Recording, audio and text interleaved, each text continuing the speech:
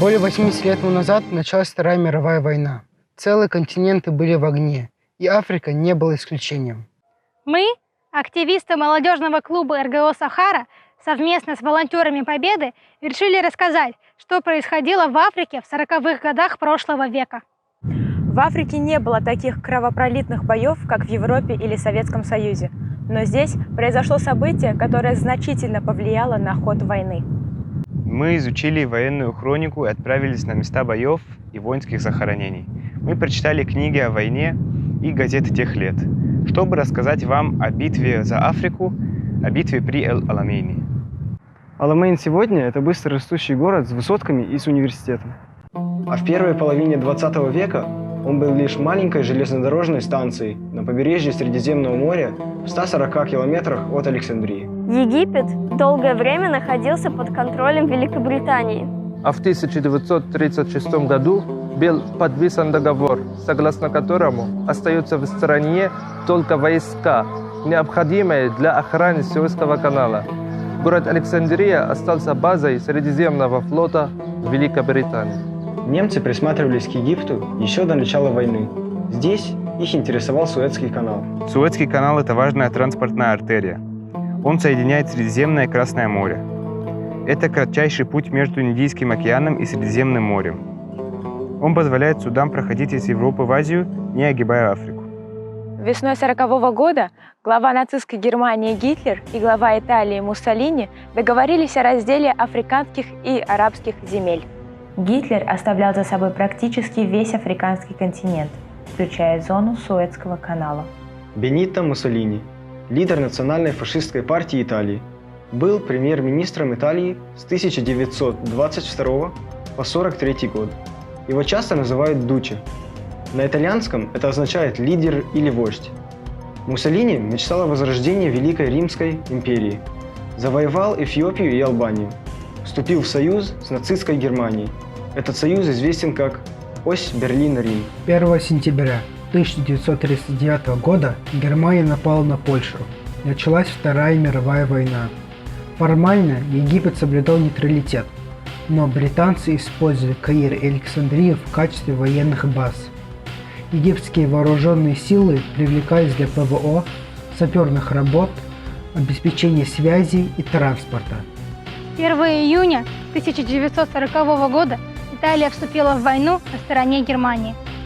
Для вытеснения британцев с территории Египта Муссолини отдал приказ о вторжении. Его целью были Каир и Александрия. Итальянцы, находившиеся на территории Ливии у границы с Египтом, начали наступление, которое закончилось успехом. Но уже через 3 месяца англичане не только отвоевали старые позиции, но и практически разгромили итальянцев на территории Северной Африки. Все военные действия проходили на узкой полоске земли шириной 80 километров вдоль Средиземного моря. Асфальтированная дорога была только одна. При необходимости танки и автомобили могли передвигаться и по открытым участкам пустыни. Близость к морю помогала солдатам пережить жару. Но танки нагревались так, что даже можно было на них готовить еду. Змеи, скорпионы, тысячи мух не давали солдатам отдохнуть. Люди страдали от гепатита и дизентерии. Бури в пустыне стали серьезным испытанием для солдат и для техники. Вот как описывает все военный журналист. Хамасин, песчаная буря, самый дьявольский ветер в мире. Он поднимает в воздух десятки тонн пыли. Мельчайшая пыль проникает в моторы, просачивается через щели в кузов автомобиля. Она скрипит на зубах, становится трудно дышать, начинают слезиться и болеть глаза. Горячий пот смешивается с грязью, превращая лицо в страшную маску. Все время хочется пить, и ты глотаешь и глотаешь из фляжки горячую воду пополам с песком. Я видел солдат, которые сутками не снимали противогазы. У других песок вызывал приступ безудержной рвоты. Хамасин мог дуть дни и ночи напролет.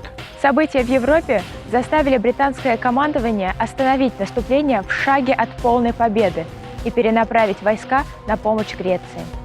Слабость Италии и возможная потеря контроля над Северной Африкой создавала угрозу плану Барбаросса, который на тот момент активно разрабатывался. План Барбаросса – стратегический план нападения Германии на Советский Союз. Был рассчитан на молниеносную войну. Ожидалось, что разгром Красной Армии и захват европейской части СССР закончится за 4-5 месяцев. На поддержку итальянцев был отправлен генерал Эрвин Роммель и Африканский корпус. Эрвин Роммель, немецкий офицер, прошел Первую мировую войну. В начале Второй мировой войны показал себя мастером блицкрига во Франции. Сослуживцы называли его воплощением духа войны. В 1941 году Роммель назначен командующим Африканским корпусом. В Африке за свои продуманные действия он был назван лис пустыни, непредсказуемый, храбрый, преданный солдатам. Роммель застал плачевную картину. Итальянцы были деморализованы, а их устаревшие танки сильно уступали британским. Несмотря на приказ только удержать позиции, Роммель начал наступление, которое обернулось успехом. Он так быстро продвигался по территории, что машины снабжения просто не поспевали за ним. В июне 1941 года жестоким бомбардировкам подверглась Александрия. Вот так описывает происходящее в те дни Анатолий Марков, капитан англо-египетской полиции. Паника в Египте не поддавалась описанию. Цены возросли вдвое. Каир и прилегающие деревни были переполнены. Продуктов не хватало. Из-за жары начались эпидемии. Бомбардировкам подверглись также Каир, Исмаилия и Суэц. Победное наступление Роммеля замерло в апреле 1941 года. Африканский корпус практически не получал никакого подкрепления из Германии. Все ресурсы Гитлер готовил для блицкрига на Востоке. 22 июня 1941 года немецкие войска вторглись на территорию СССР. В Африке активные боевые действия сменялись месяцами затишья. Территории переходили из рук в руки. В начале 1940 года инициатива была на стороне Роммеля. Однако для Гитлера война в Африке лишь отвлекала ресурсы от готовящейся операции в Сталинграде. В помощь Роммелю была выделена только авиация. В мае и июне 1942 года Роммель предпринял несколько атак на территории Ливии, успех которых привел к захвату большого количества британской военной техники.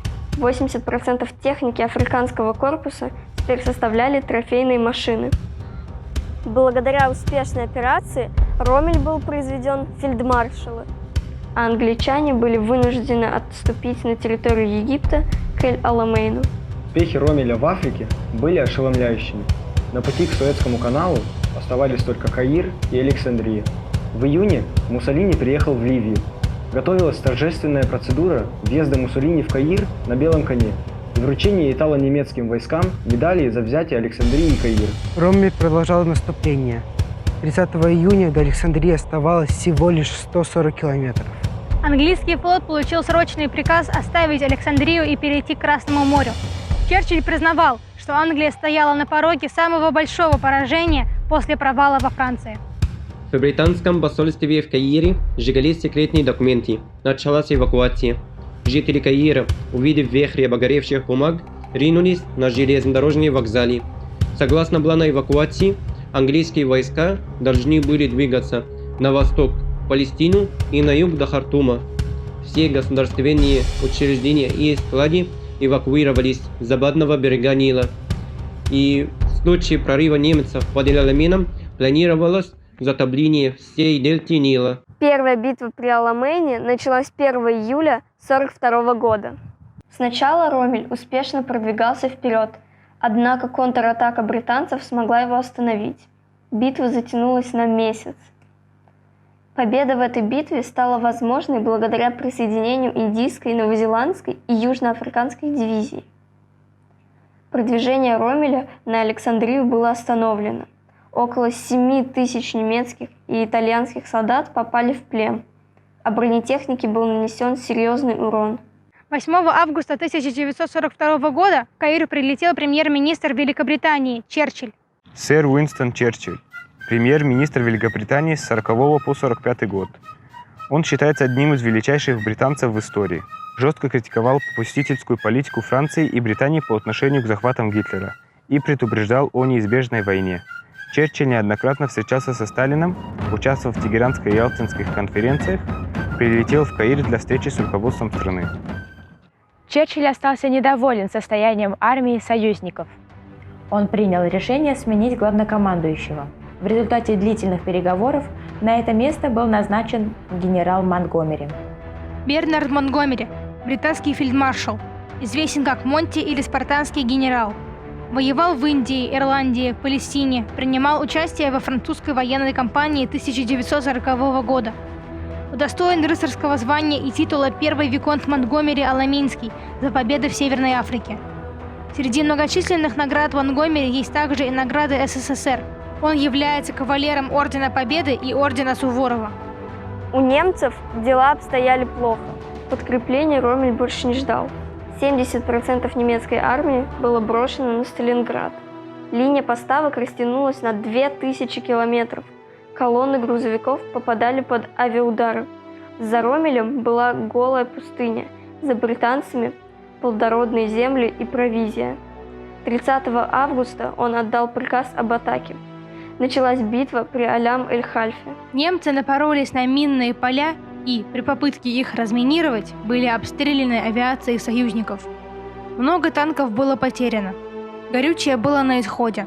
Роммель принял решение уйти в оборону. Немцы создали 2 линии обороны, заполнив промежутки минными полями и колючей проволокой, которые назвали «адскими садами». Их протяженность составляла 43 километра, а ширина – 2 километра. Было установлено около 500 000 бомб. Монтгомери тщательно готовился к сражению. Для дезинформации Роммеля был построен фальшивый нефтепровод. Грузовики маскировались под танки, а танки под грузовики. Впервые Роммель не смог собрать армию в кулак и рассредоточил солдат по линии фронта. 23 октября началось наступление англичан. Это была вторая битва при Аламейне, или операция Лайтфут.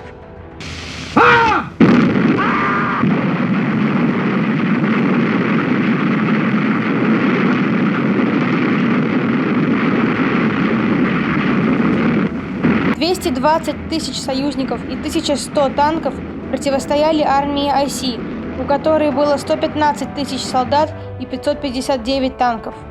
У Роммеля были сильнейшие противотанковые пушки. Британские танки горели один за другим.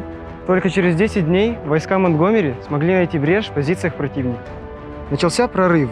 На помощь англичанам были отправлены новейшие танки «Шерман». Роммель попал в капкан. Не имея больше резервов, он решил отступать. 30 000 итальянцев, брошенных на произвол судьбы в пустыне, сдались в плен британцам. Из перехваченных шифровок стало известно, что у Роммеля оставалось всего 11 танков и топливо на 4-5 дней. Африканский корпус был разбит. Правительство Германии отказало в эвакуации оставшихся солдат. Войска союзников продолжили преследовать немцев на территории Ливии. Победа в битве при Аламейне лишила Германию доступа к Суэцкому каналу и нефтевым полям Аравийского полуострова и переместила фронт от подступов к Каиру на территорию Италии. Черчилль так описал значение этой битвы. До Эль-Аламейна мы не одержали ни одной победы. После Эль-Аламейна мы не понесли ни одного поражения. Во время второй битвы при Аламейне число погибших и раненых солдат союзников составило 60 000 солдат, Оси – 28 000. Успех операции принес Монтгомери мировую известность. Для англичан он стал символом победы. Отказ Гитлера в эвакуации армии вбил клин в отношения с Роммелем. Генерал разочаровался в своем вожде. В 1944 году Роммеля арестовали за организацию покушения на Гитлера. Аламейн – это самое большое военное кладбище в Северной Африке. На нем расположено 70 367 могил. На колоннаде у входа выбиты 11 945 имен тех, кто погиб в боях в Северной Африке и чьи могилы не установлены. Разминирование территории в районе сражения производится до сих пор силами египетской армии. Предупреждающие таблички давно исчезли. Никто не знает, сколько еще мин хранит пустыня. Здесь пострадали сотни людей уже после войны. На школьных уроках в Аламейне детей до сих пор учат, что делать при обнаружении мин. Каждый год ко дню начала наступления союзников, 23 октября, в Эль-Аламейн съезжается множество людей. Ветераны и их семьи посещают мемориальный комплекс.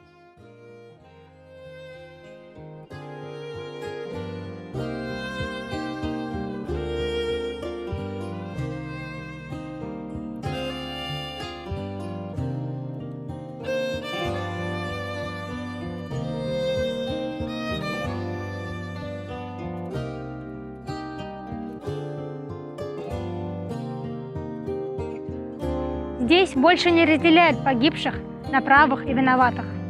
Траурные церемонии проходят на 3 мемориалах – британском, немецком и итальянском.